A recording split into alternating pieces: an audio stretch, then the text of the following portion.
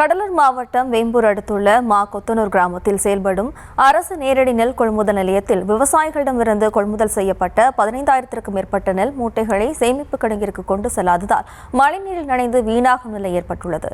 இதனால் விவசாயிகளும் வேதனை அடைந்துள்ளனர். விவசாயிகள் அளித்த பேட்டியை பார்க்கலாம்.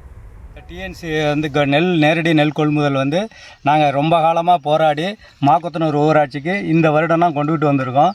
இந்த கொண்டுகிட்டு வந்த டிஎன்சியை கிட்டத்தட்ட 1 மாத காலமாக ஆகிவிட்டது. இந்த ஒரு மாத காலத்தில் 15,000 மூட்டைகள் பர்ச்சேஸ் பண்ணியாச்சு. இதுவரையும் ஒரு 2,000 மூட்டை கூட போகலை.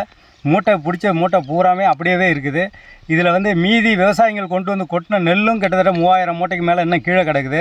மழை நனைஞ்சி முளைக்கிற கண்டிஷன் ஆகிப்போச்சு. விவரங்களோடு இணைகிறார் நமது செய்தியாளர் ராமச்சந்திரன். வணக்கம் ராமச்சந்திரன், விவரம். வணக்கம்.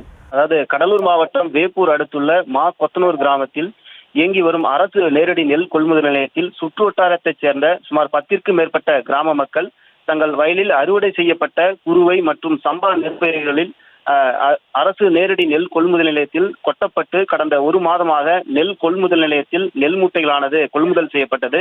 இந்த நிலையில் கடந்த 1 மாதமாக விவசாயிகளிடமிருந்து கொள்முதல் செய்யப்பட்ட சுமார் 15,000க்கும் மேற்பட்ட நெல் மூட்டைகள் சேமிப்பு கிடங்கிற்கு எடுத்து செல்லாமல் நெல் கொள்முதல் நிலையத்திலேயே கிடப்பில் போடப்பட்டதால் கடந்த 2 தினங்களாக பெய்த மழையின் காரணமாக நெல் மூட்டைகளை நனைந்து தற்போது வீணாகும் அவல நிலை ஏற்பட்டுள்ளதாக விவசாயிகள் புகார் தெரிவித்திருக்கின்றனர். இதனால் புதிதாக விவசாயிகளிடமிருந்து நெல் கொள்முதல் செய்யப்படாமல் காலம் தாழ்த்தி வருவதாகவும் புகார் தெரிவித்துள்ளனர்.